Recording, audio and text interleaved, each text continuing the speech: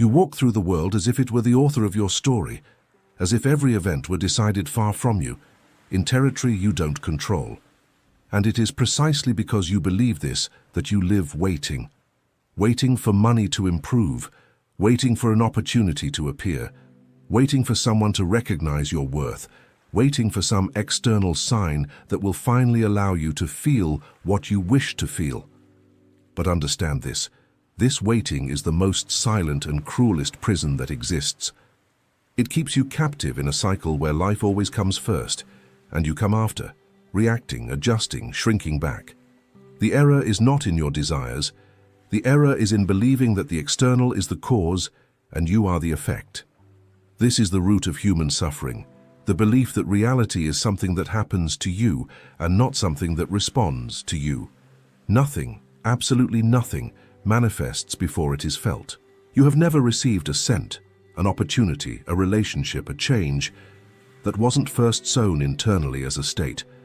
The reality you perceive now, however limited it may seem, is merely the delayed echo of the sensations you held yesterday.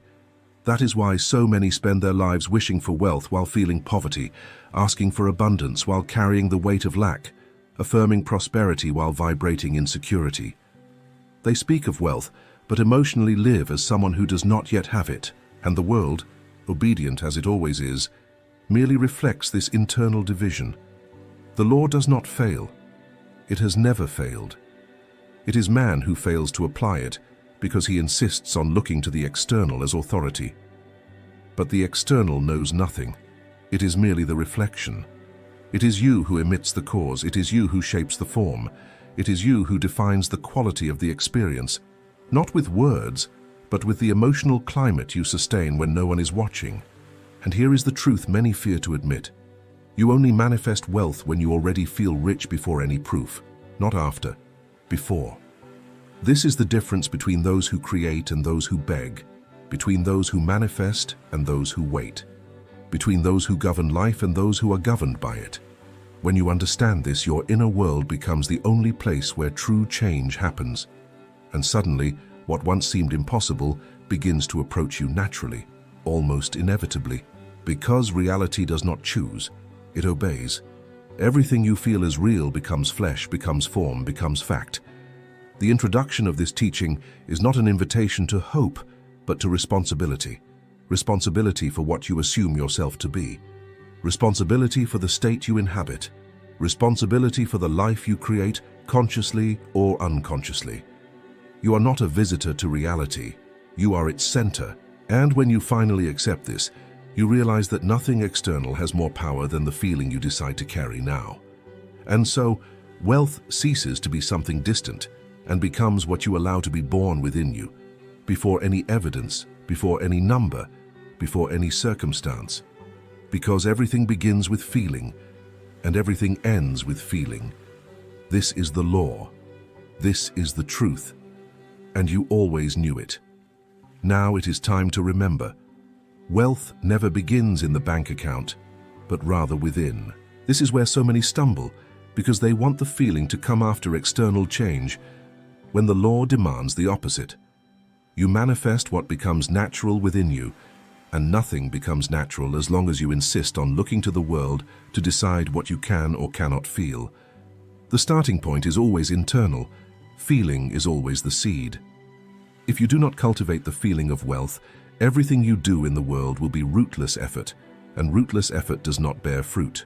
The human mind has been conditioned to believe that money brings the feeling, but it is the feeling that brings the money. Someone who feels poor, even with good opportunities, acts with fear, shrinks, distrusts, hesitates. And this hesitation creates a field where nothing flourishes. In contrast, someone who assumes the feeling of wealth before proof is not pretending. They are recognizing that the cause is within, and that the world is merely the messenger of that cause. When you truly understand this, you realize that the clay of life is shaped by your emotional climate. Scripture already said, "To those who have, more will be given. From those who have not, even what they think they have will be taken away." This does not refer to material possession, but to the dominant state you sustain. To have means to feel full, abundant, supplied. Not to have means to feel needy, empty, unworthy, insecure. Life returns exactly what you are on the inside, not what you say, not what you desire. If your imagination is permeated with scarcity, life has no choice but to reflect scarcity.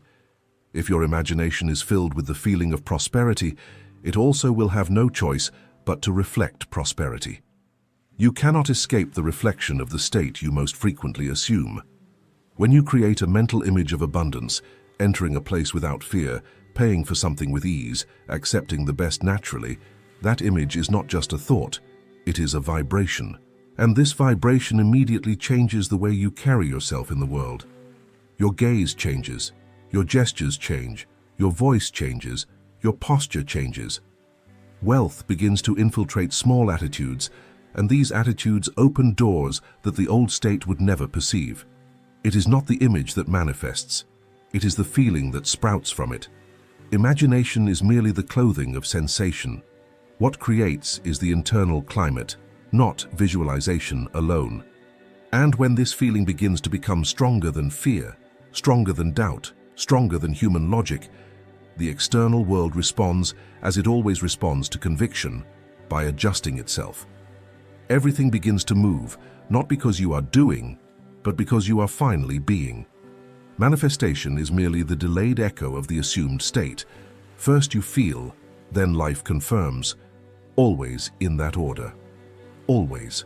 Dependence on external signs is the greatest cause of spiritual and financial stagnation, because it keeps you revolving around circumstances as if they were sovereign. Most people live like those who read the weather. If money comes in, they breathe a sigh of relief. If it's lacking, they despair. If an opportunity arises, they get excited. If something goes wrong, they plunge into doubt. This back and forth creates a life entirely guided by reactions, never by internal decisions. And while you react, you do not create. While you consult the world to know what to feel, you surrender your power to the reflection, forgetting that the cause has always been within you. Nothing that appears on the outside is authority. The external has no voice of its own. It merely repeats what you allow yourself to feel as truth. The problem is that without realizing it, you've become accustomed to validating your faith by looking at circumstances created by old states. It's like trying to measure today's temperature with yesterday's weather. What you experience now is not an indicator of what is possible. It is merely the trace of what you felt before. But stubborn human beings insist on looking at this trace as if it had the power to define their future. They observe an empty bank account and conclude they cannot feel rich. They see limitations and believe they cannot assume abundance. But this is the same as expecting the reflection to change before the object changes. It is impossible. Change only happens when you decide to stop consulting the world and start consulting only your inner state. This discipline is the second birth of consciousness. It demands that you abandon the habit of looking for signs and begin to create signs. It demands that you replace the question, what does reality allow me to feel, with, what do I choose to feel regardless of it? When you do this, you break emotional and spiritual slavery. Something within you rises. You stop being influenced by lack and begin to influence abundance. It is not arrogance, it is alignment with the law. Reality only changes when you stop following it and begin to lead it. Feeling comes first, always. And when you stop depending on external signs, your world begins to reorganize silently. Things lose the power to shake you. Fear loses its strength. Doubt loses its voice.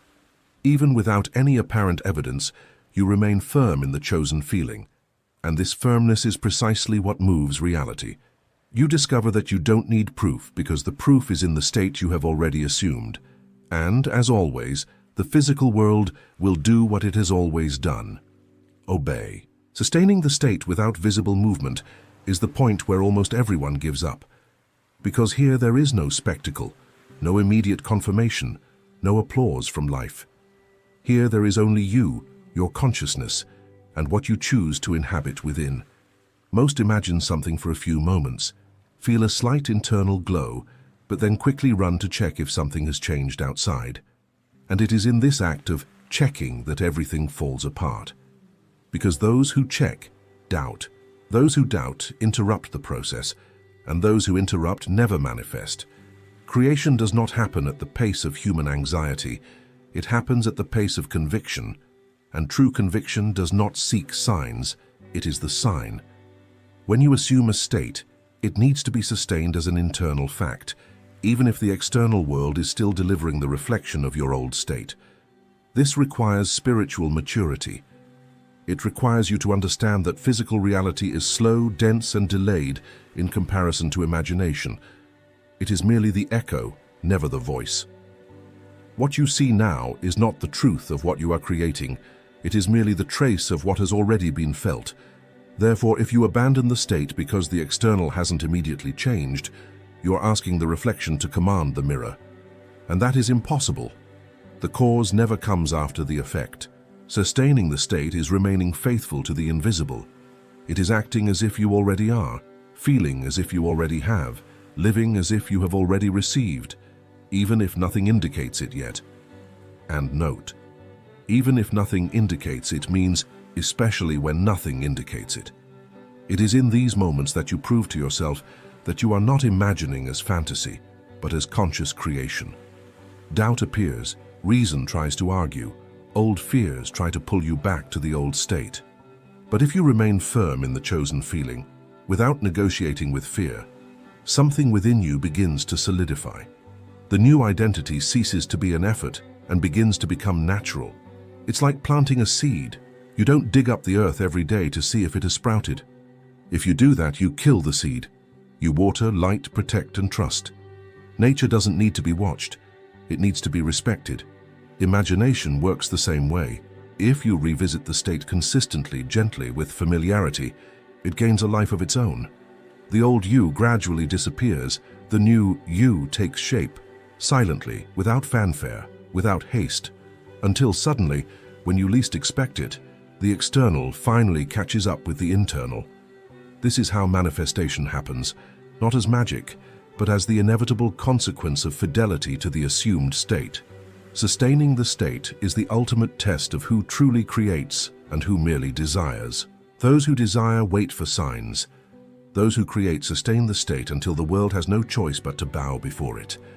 Living as if you already possess is the point where imagination ceases to be a distant image and becomes your new identity. This does not mean acting irresponsibly, nor pretending you have something that doesn't yet physically exist.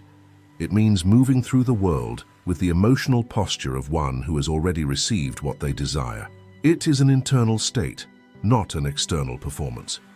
It is letting the feeling take over the body before the form takes over life. When you assume this way of being, imagination ceases to be a mental exercise and becomes an inhabited territory. You don't visualize occasionally. You internally live the scene. You don't imagine money arriving. You feel the lightness of one who no longer worries. You don't fantasize about success. You breathe like someone fully established. And this change in internal climate instantly alters how you think, speak, decide, and move. Transformation doesn't begin with what you do, but with who you are while doing it. Think of a truly wealthy person. Observe their behavior, not their bank balance. They do not fear tomorrow, do not hide from life, do not shrink from decisions, do not feel guilty when choosing the best. True wealth manifests in the way a person moves, not in what they carry in their pocket. If you desire wealth, you need to internalize this climate before life delivers it, because it is the climate that shapes the path. The world responds not to your actions, but to the energy behind them. That is why living as if you already possess begins with small attitudes. Paying for something without pain, choosing the best without guilt, giving thanks naturally, making plans without fear, making decisions as someone who is provided for. None of this requires money. It requires a state. When you adopt this posture, your behavior changes effortlessly. You are not trying to appear rich. You are aligning with what is true within you. Imagination becomes the matrix, the invisible model that the physical world must copy. And then details begin to happen that many would call coincidence. Opportunities appear, the right people emerge, ideas flow, paths open up. Not because you forced it, but because your internal state changed the field around you. Life reacts to your identity. not to your desire. When you live as someone who already possesses, inspired decisions arise naturally. You don't push life. Life begins to push you. The right action appears with ease, as if someone were guiding your steps. And in a way it is your inner state. Here there is no artificial effort, there is naturalness. When you finally behave as if you already have, the world perceives it even before you do. Reality adjusts to the new climate and begins to present circumstances compatible with what you have assumed yourself to be. The external movement is merely the final signature of the internal transformation. Life asks no questions. It merely confirms the state you have decided to inhabit. Moving through the world from the state, and not from old logic, is the final bridge between the invisible and the visible. When you assume the state of wealth internally, your mind, body, and choices begin to operate on a new frequency, even if you don't consciously perceive it. Action ceases to come from need and begins to come from identity. You don't act to acquire. You act because you already are. This difference, though subtle, changes absolutely everything. Most people try to force action. They believe that if they do more, they will achieve more. But they act from fear, despair, insecurity, and therefore reap results compatible with those states. Action born of lack always carries a weight, a friction, an echo of doubt. Nothing flows. Everything requires force. Everything tires. In contrast, action born of an assumed identity is light, clear, inspired. It seems obvious, inevitable, natural, as if it arose on its own. And it does. Not because something external pushes you, but because your new state reorganizes your perception. Where before you saw obstacles, now you see paths. Where before there was confusion, now there is direction. Where before there was fear, now there is decision. When you feel rich before the proof, you begin to make decisions that only a rich person would make.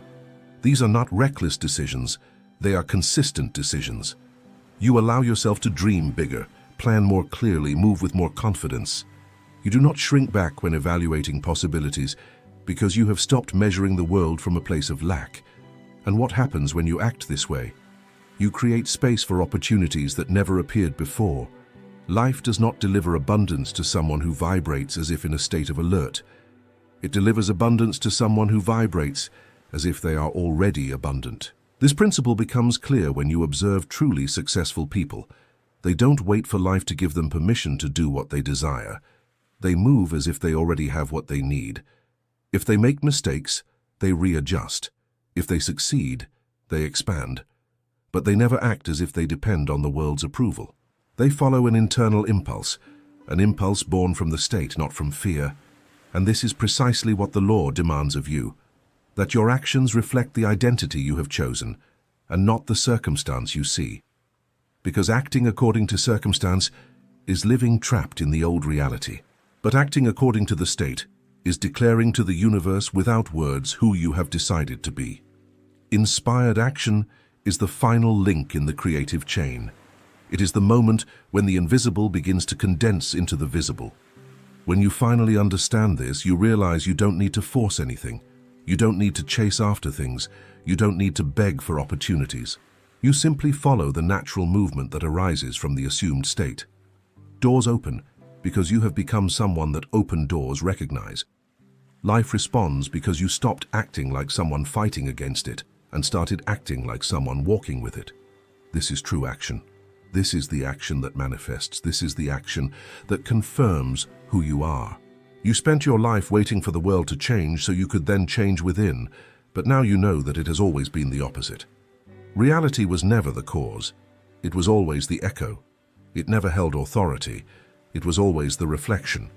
And you, throughout all these years, walked through life as someone who reacted to what they saw, forgetting that what you saw was merely the shadow of what you had felt before. Today, finally, you remember the place from which you create, the invisible, the internal, the state. It doesn't matter where you are, what has failed, what seems difficult, or what has yet to be revealed. None of this has power before the state you choose to assume now. Wealth doesn't begin when money arrives. It begins when you refuse to feel lack. Manifestation doesn't happen when the world improves. It happens when you improve your internal vibration. Life doesn't change when you plead, it changes when you decide. The decision is not spoken aloud, it is decreed in the silence of consciousness. And it is in this silence that everything begins. It is there that you assume the role that has always been yours, that of creator. It is there that you stop begging for signs and begin to command them. It is there that you abandon the posture of one who waits and adopt the posture of one who determines. You command not with words but with state. You command not with empty affirmations but with intimate conviction. You command not with anxiety but with certainty. When you assume wealth within, life has no choice. It obeys. From now on, do not allow the appearance of the moment to dictate your feeling. Do not surrender your power to the reflection. Do not wait for the world to validate what only you can decree. Assume the desired state as an accomplished fact, and sustain that feeling until the physical world is forced to reorganize around you, because this is what will happen, inevitably. Reality always bows before a state faithfully maintained, and by doing so, you will understand the highest truth. You were never at the mercy of life. Life was always at your mercy. So go. Feel rich now. Live as if you already have. Think as if you already are. And let the world catch up to the identity you have finally decided to assume. Everything already exists within you.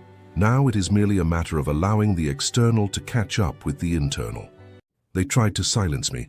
They called me dangerous, a heretic, a madman. But what they truly feared were not my words. It was what they awakened.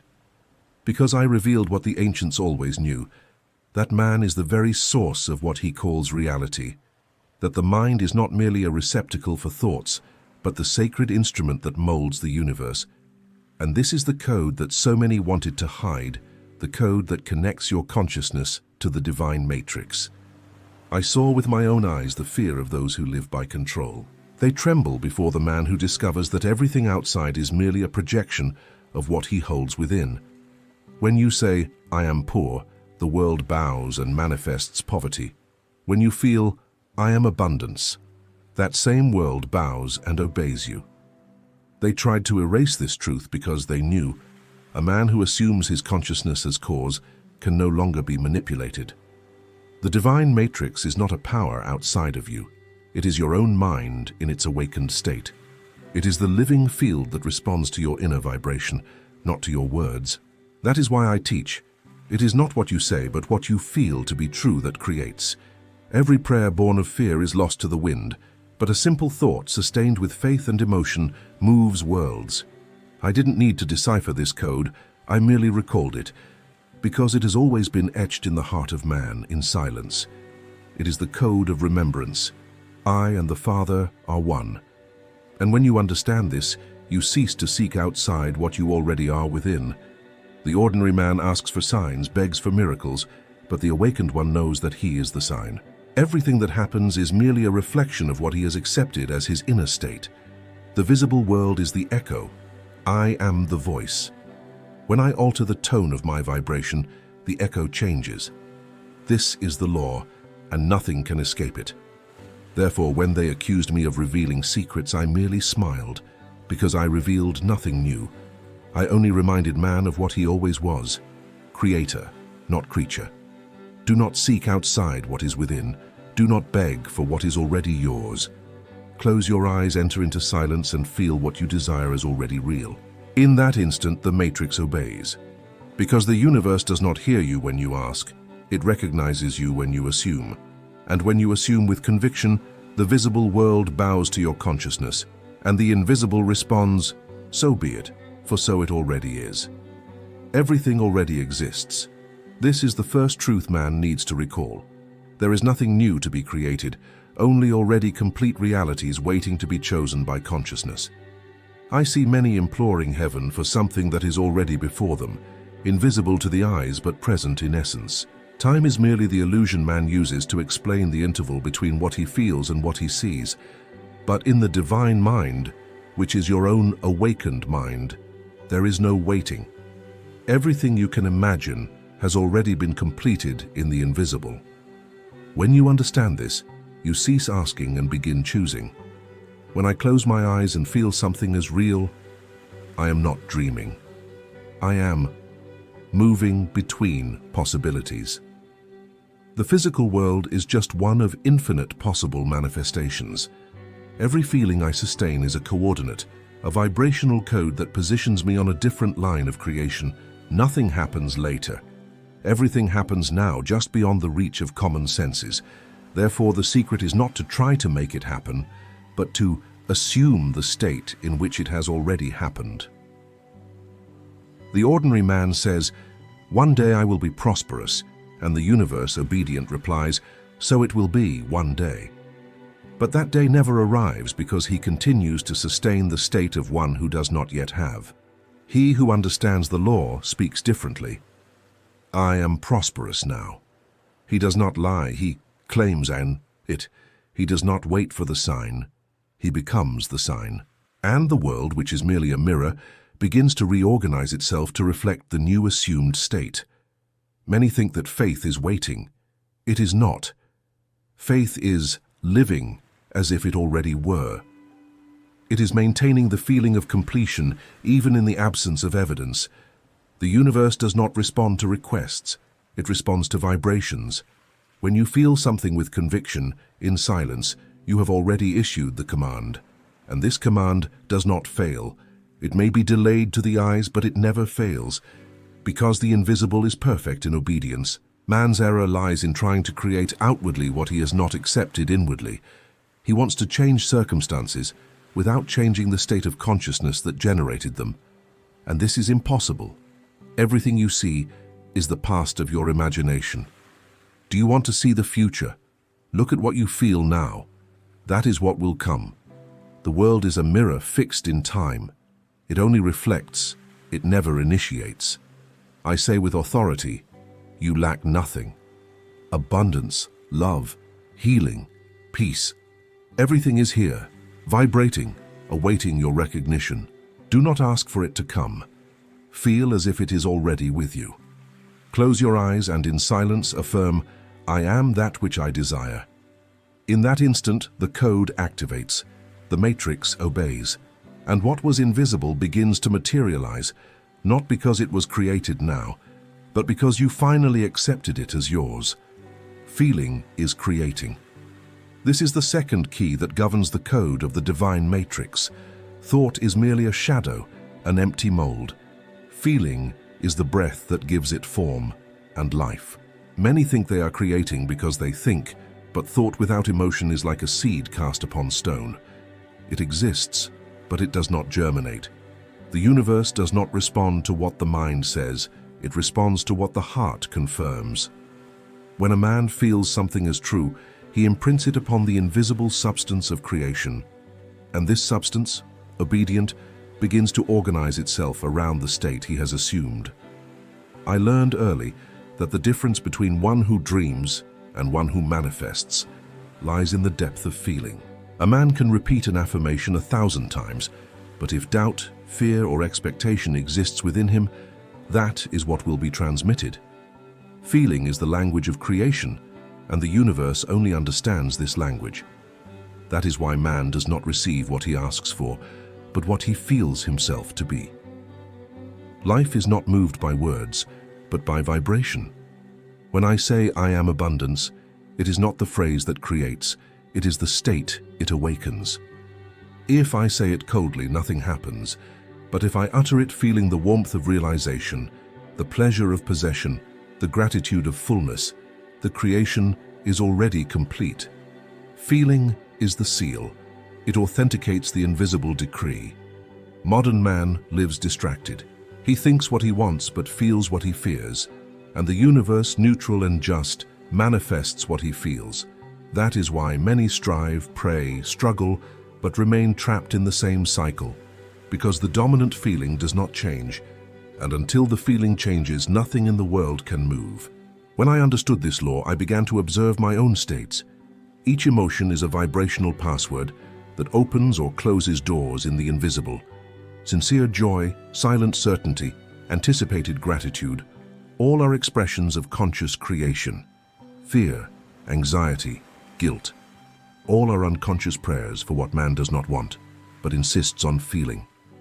That is why I teach, before acting, feel. Before asking, feel. Before speaking, feel. Because when the feeling is true, the word becomes flesh. He who learns to feel can transform the impossible into routine. The matrix does not obey you because you are special, but because it recognizes the vibration of what you already are. Do not try to force faith. Simply enter the state of fulfilled desire and let the body respond. Feel the relief of one who already has, the rest of one who has already arrived, the smile of one who already is. And in that instant, the invisible bows. Because feeling is the purest form of prayer, and every felt prayer has already been answered the moment it was felt. Ignoring appearances is the third principle, and perhaps the most difficult for the ordinary man.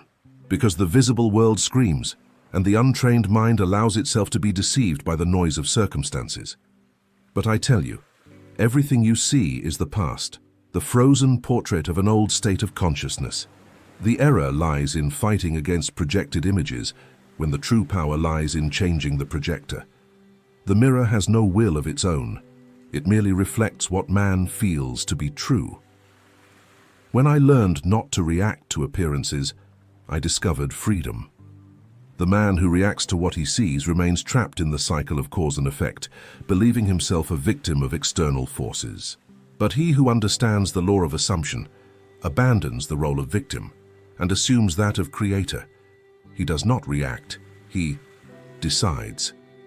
He observes the chaos and remains in peace because he knows that chaos is merely the echo of an old vibration that is dying. I have seen many give up at the threshold of change. They began to imagine the good, to feel the new state, but reverted to doubt when they saw that the world did not immediately alter. They did not understand that the invisible moves first. The time between feeling and seeing is the gestation period of reality. He who abandons the state during gestation aborts the creation. Therefore I tell you, ignore the visible and keep the invisible alive within you.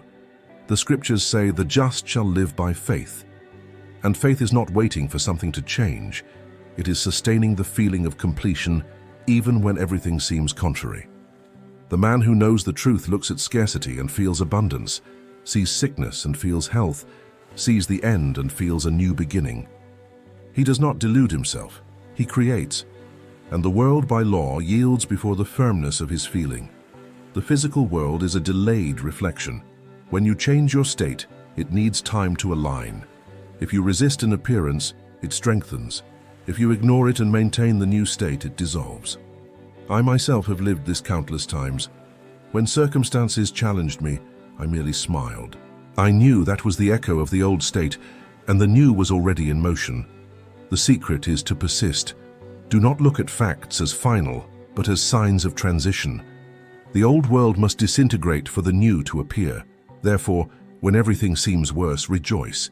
It is the old resisting your new vibration. Keep your gaze on the invisible, and the visible will inevitably change.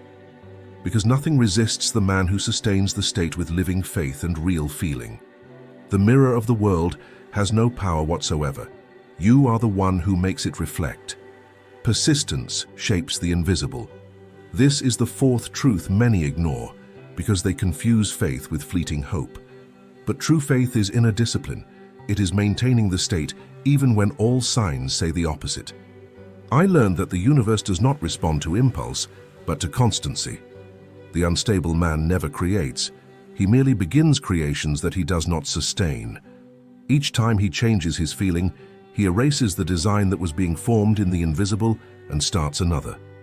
Thus he lives in endless cycles, calling bad luck what is merely a lack of vibrational persistence. When I desire something, I do not observe time nor signs. I merely persist. I know that the invisible is more real than the visible, and that form must follow the vibration that generated it. It is like the artist who already sees the finished sculpture before touching the marble. He works with patience, because he has already contemplated the work in his mind. So it is with inner creation. The man who persists in the vision is not waiting, he is allowing. The human mind seeks quick results, but divine creation obeys the rhythm of conviction. If your faith is brief, your manifestation will be weak. If your faith is firm, the world bows. It is not force, it is permanence. Persistence is the fire that solidifies the invisible until it becomes inevitable. When you persist, the vibration stabilizes and the divine matrix understands. This is definitive, and then everything around begins to reorganize. I have seen many lose what was about to manifest because they doubted at the last instant. Doubt is the poison of creation. It sends contradictory commands to the universe and keeps it in confusion. But he who persists, even when tired, even without proof, is rewarded with revelation. He does not seek signs, he becomes the sign. To persist is not to fight, it is to rest in certainty. When you feel that something is already yours, there is no more anxiety, there is stillness. Inner silence is the proof of faith. The man who still doubts needs movement, needs to act, needs to do something. But the awakened man understands that all true action is born from the inner state and not the other way around. I say, maintain focus. Do not yield to the old state. If the world opposes, remain serene. The vibration sustained with constancy is irresistible. The form may be delayed, but the law does not fail. When imagination stabilizes, the universe bows, because there is no greater force than that of a consciousness that does not turn back. To persist is to declare, "This is already mine." And in that instant, the invisible begins to take shape, until the world obedient kneels before your certainty. You are the sole cause. This is the fifth revelation, and the most liberating of all, yet also the most difficult to accept. Man prefers to blame fate, others, chance, because it absolves him of the responsibility to create. But I tell you, there is no chance. There are no coincidences. Every person who crosses your path, every obstacle, every blessing, is merely a reflection of the state you inhabit. The world doesn't happen to you, it mirrors you. When I understood this, I ceased reacting to what surrounded me. I began to read life as a symbolic book, where everything that appears before me is a message from my own being. If someone betrays me, it is a reflection of my doubt. If someone helps me, it is a reflection of my faith. Everything comes from within, and everything returns within. There are no culprits, no victims, only consciousness in different stages of remembrance. The sleeping mind believes in external forces. It calls distant God that which is merely its own unrecognized consciousness. And as long as man insists on looking outside, power sleeps within. When he awakens, he understands the creator and the creature are one. There is no line separating them, only veils that confuse them. Every inner state is a seed, and the world is the field that obeys it. If fear exists within you, the field produces experiences of threat. If love exists within you, the field flourishes in harmony. Life does not punish or reward you, it responds one to you. It is a perfect mirror, and its justice is absolute. Therefore, no matter what has happened to you, what matters is only what you are choosing to feel now. When I look around and see disorder, I know that it was born from me, and it is within me that it must be corrected. The awakened man does not try to change others, he changes himself and watches the reflection align. This is mastery, this is freedom. It is the end of the psychological slavery that keeps man begging the world for peace, while he himself generates conflict. If you want to transform your reality, begin by taking full authorship. Stop saying life is unfair and start saying, I created this unknowingly, and now I choose something new.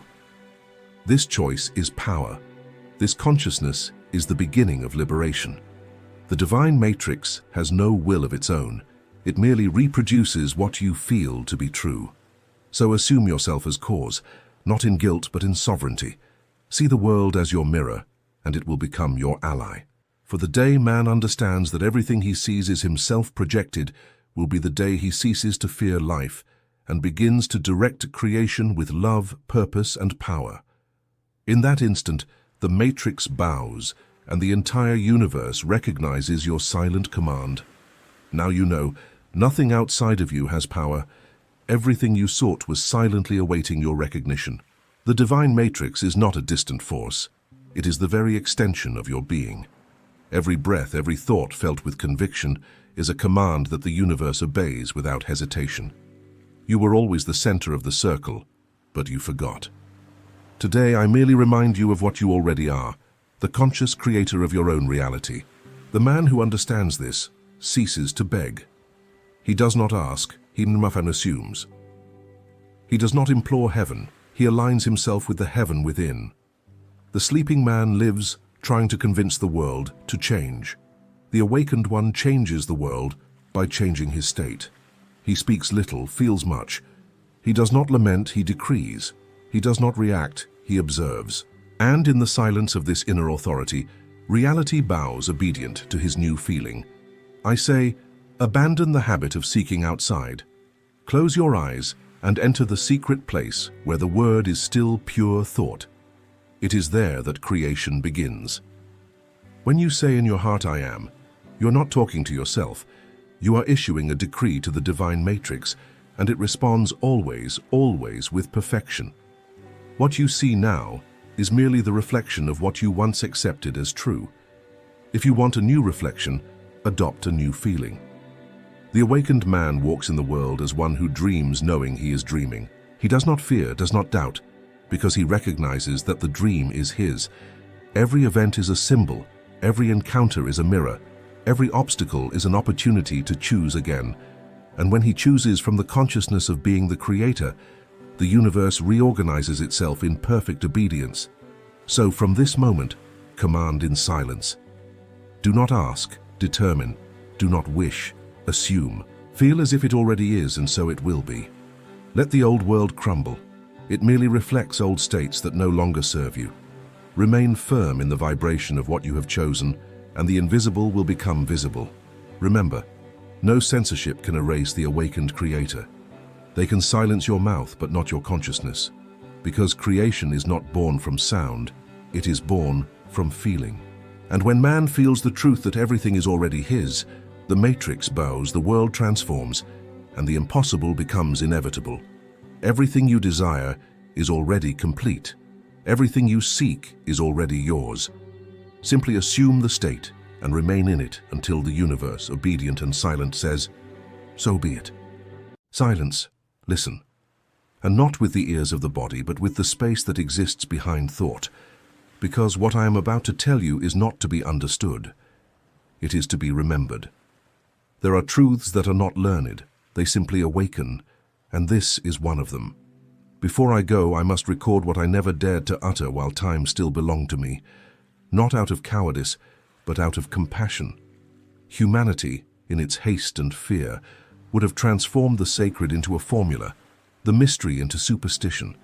But now, as the veil begins to fall and the eyes of consciousness open, I can finally say what has always been burning within me. The secret of creation is not in God outside of you, it is in the God you forgot you are. For ages, humanity worshipped the reflection and forgot the source. It called the frozen dream of its own imagination reality. It fought against shadows, believing in enemies it itself invented. It pleaded with the heavens, unaware that the heaven that answers lies within. And for this, it suffers and prays and toils without rest, trying to fix the world, when all it needs to do is remember that the world was never the cause. The world is the effect. You believe you live surrounded by solid forms, by people and events external to your will. But I tell you, there is no outside. Everything you see is the mirror of the state you silently maintain. The walls, the faces, the words you receive. Everything is the echo of what you have accepted as true within. The beggar and the king live under the same sun. They have simply chosen different inner kingdoms. Humanity fears the invisible because it does not control it. But the invisible is the only place where life truly happens. Everything that exists before being seen was felt. Before being born in time, it was born in the heart. Every gesture, every coincidence, every destiny is merely the surface of a vibration secretly sustained. And that is why I say, what I am about to reveal is not a technique nor a philosophy. It is the very mechanism of divine creation disguised within human consciousness. The secret that prophets veiled in parables, that mystics hid between the lines, that the scriptures whisper in silence when no one reads them with their eyes but with their spirit. Humanity seeks power in altars, in mountains, in masters. But power has always been in the instant it dares to feel. I am. Because this I am is the name no tongue can corrupt, the name of the Creator himself, pulsating within you, waiting to be remembered. This is what I never said until now, because the world still loved the slavery of appearances. But you, who have come this far, already feel the call of the invisible. And to you, finally, I can confess. There is no distance between you and God, there is only forgetfulness. And it is this forgetfulness that humanity calls ordinary life. Everything you imagine with feeling is decreed. This is the law that governs the invisible and sustains the visible. There is no judge, no delay, no intermediary. Felt thought is an order given to the universe. But humanity, ignorant of its power, imagines fear, feels loss, relives pain, and calls the result reality. Creation does not distinguish between what is desired and what is feared. It merely obeys the vibration of the feeling you hold as true. That is why so many live in circles, asking for liberation while imagining captivity, pleading for healing while nourishing sickness in their minds. The universe does not respond to words, but to the invisible tone that vibrates within them. When I say that imagining is decreeing, I am not speaking of simple daydreaming. To imagine is to live internally what does not yet exist in time. It is to wear the desired state until the body believes it. It is to make the inner vision so real that the world, incapable of contradicting the conviction of the spirit, bows before it. When you imagine and feel, the invisible begins to move. Every cell responds. Every event reorganizes itself. Every person becomes an instrument to fulfill what has been decreed within you. There is no randomness. There is only correspondence between what you are in consciousness and what the world needs to mirror to maintain the harmony of the law. But there is a detail few understand. Imagining is not forcing a desire. It is being what the desire. It is becoming internally what you seek externally. The common person imagines what they want but continues to feel lacking. The Creator imagines what they are, and the feeling of silent possession becomes a fertile seed. This feeling, that of already being, is what separates the dreamer from the Creator, for dreaming is wishing, creating is assuming. The world will teach you to work, to fight and to wait. But nothing in time can contradict what has already been established outside of it. The invisible is more real than the concrete, because everything solid was born from an invisible image sustained until it became form. When you understand this, you stop chasing effects and begin to touch the cause. You stop asking and begin to command. You stop seeking and begin to remember. So when doubt comes, and it will come, do not fight it. Simply return to the image, to the feeling, to the silent certainty. It is already so. This is the point of power. Everything that is created is born from a consciousness that refuses to waver, because the universe does not understand perhaps. It only understands what humanity feels as truth now. Thus is the law. What you imagine with your heart, the world hastens to manifest. And nothing, absolutely nothing, can prevent the realization of what was felt as fact in the silence of being. You are the state you inhabit, and the world cannot deny you. This is the truth that separates the awakened from the asleep. Every human being lives within a state of consciousness, a vibration, an inner atmosphere that determines the tone of everything around them. It is not the name you carry, nor the work you perform, nor the circumstances that surround you that define your life. It is the silent state you occupy when no one is looking. Humanity is always faithful to the state it assumes as its own, and the world, like an obedient mirror, merely reflects this state in the form of facts, people, and events. The most common error is to believe that the state is a consequence of external conditions. But it is the opposite. Conditions are born from the state. The poor man who dreams of being rich while continuing to feel small continues to feed poverty. The sick man who pleads for health but constantly speaks of his illness keeps it alive in his body, because every word, every gesture, every thought confirms the state in which he has chosen to remain. You can change cities, professions, even your appearance, but if the inner state is the same, the new scenery will soon become identical to the old. To change one's state is to die and be reborn in an instant. It is to cross the invisible frontier between the old and the new self. It is not a change of appearance, but a change of vibration. When you change your state, the world changes with you. Not because the world itself has transformed, but because you, by shifting your focus of consciousness, have entered another dimension of the same reality. One where circumstances respond to the new being you have chosen to be. The universe has no power to deny an assumed state. It merely echoes what you vibrate, with mathematical and inevitable precision. Therefore, when you declare, "I am loved," the world hastens to confirm it. When you say, "I am forgotten," the universe sends people and events that uphold that belief. Every reaction you have, every emotion you choose to repeat, reinforces the state you inhabit. And as long as humanity continues to react to the world, instead of commanding it from within, it will live as a shadow of itself. True power is not in resisting circumstances, but in ignoring them. It's not about pretending, but about remembering. Remembering that external reality is merely the echo of what you have silently decided to be. When humanity understands this, it stops fighting the reflection and begins to change the face that projects it. You are the state. Nothing outside of you has the authority to contradict what you are in consciousness. The world does not respond to what you want. It responds to what you are. And what you are now will determine the scenario in which you awaken tomorrow. To kill the old self before the new one lives, this is the sacrifice few have the courage to offer. Humanity wants transformation, but fears the death of what keeps it known. It wants freedom, but clings to the chains of its old identity. And that is why most speak of change, but remain the same. The old self does not die with time. It dies with decision. And this death is not symbolic, it is real, painful, silent. It is the instant you renounce the security of who you were to inhabit the unknown of who you choose to be.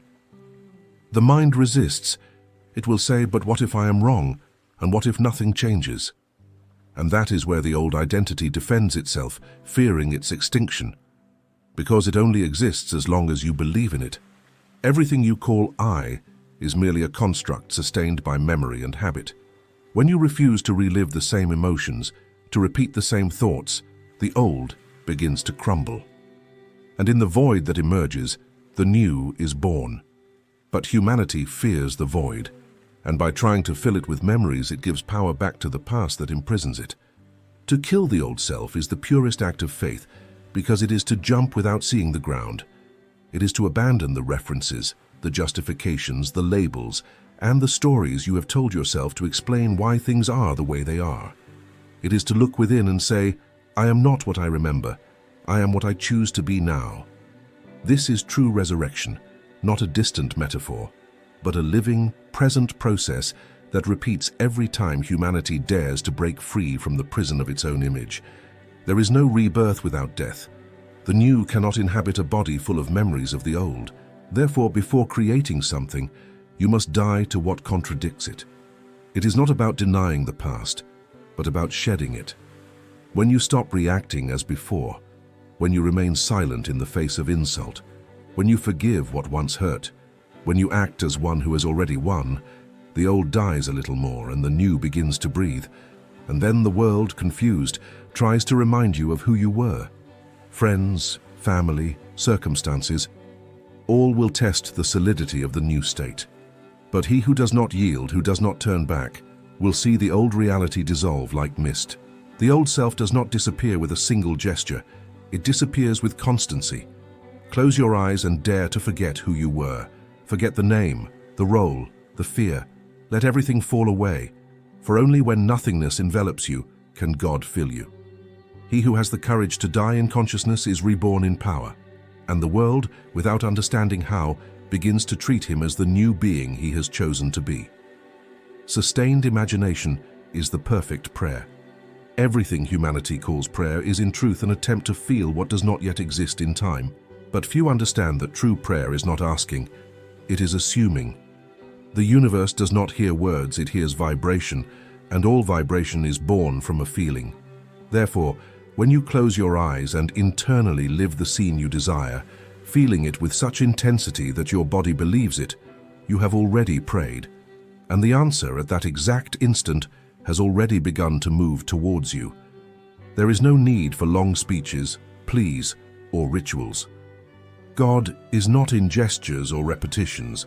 He is in the silence that exists between one thought and another, in that brief instant when you forget the world and become pure consciousness.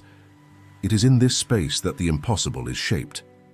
What you call imagination is not a mind game. It is God's workshop within you. When you imagine something with clarity, imbuing it with feeling and certainty, you are creating in the invisible substance that precedes form. But the most common error is to imagine and then doubt. It is to pray and then observe the world, expecting proof. This gesture dissolves creation. True prayer ends when you feel you have already been heard, and by feeling, you let go. Because letting go is not giving up. It is recognizing that the work is already done. The when belongs to humanity. The it is already so belongs to the Creator. Every image sustained with emotion is a seed sown in the soil of consciousness. Some germinate quickly, others sleep beneath the earth until the gardener, instead of pulling them up out of impatience, waters them with faith. And this faith is not optimism. It is knowing. Knowing that the invisible is more real than the concrete, and that what has been felt in the spirit will inevitably emerge in matter. When you imagine with faith, you are not asking for something to come to you. You are becoming the one who already possesses it. And the physical world obediently merely recognizes you. This is why some call a miracle what in truth is simply a law running its course.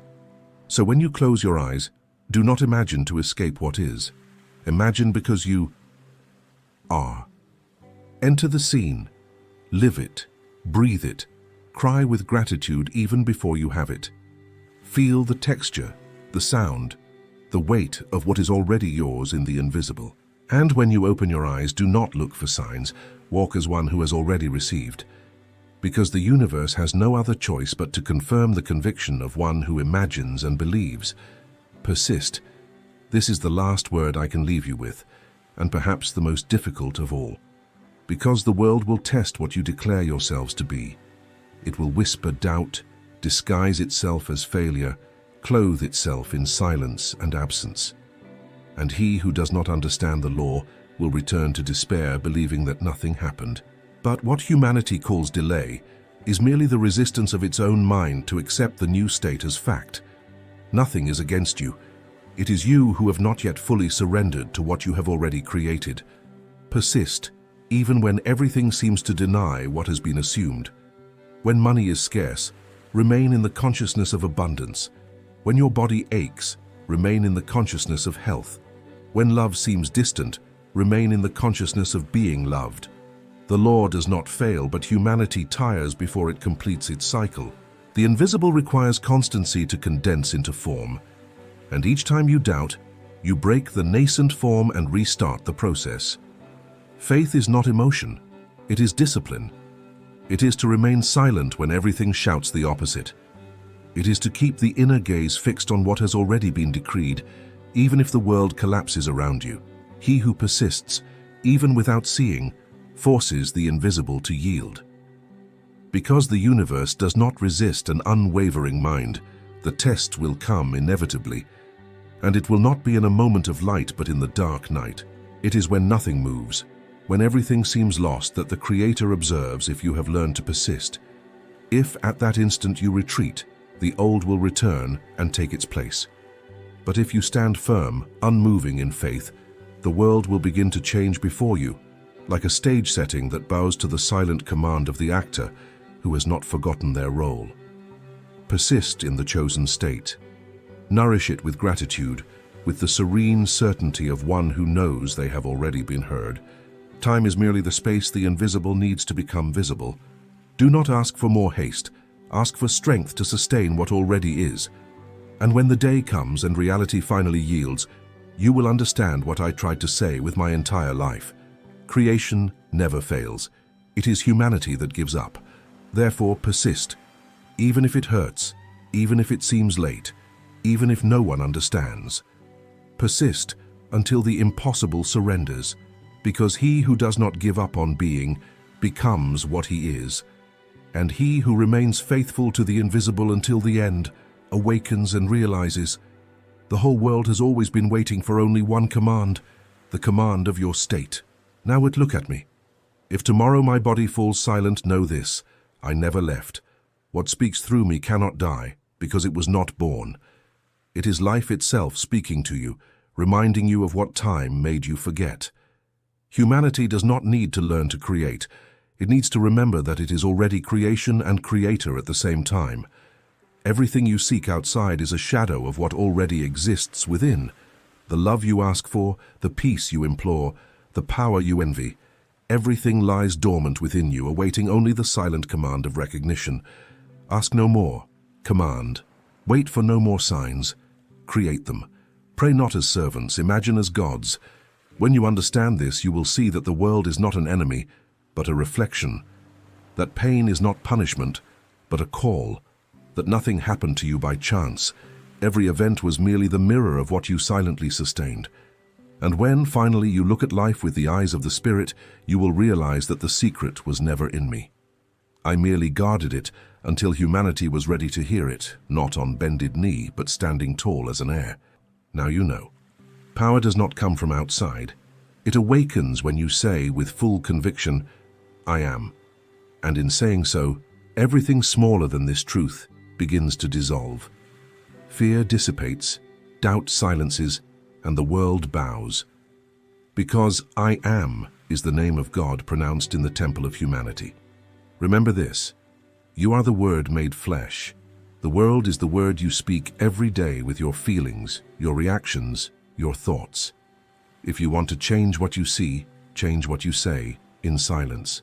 And when the present scene dissolves and the impossible becomes common, you will understand what I tried to convey with every gesture, every silence, every glance. The secret I guarded until my last breath now belongs to you. Live as one who already is. Create as one who never doubts. And remember, nothing is outside. Everything, absolutely everything, has always been within.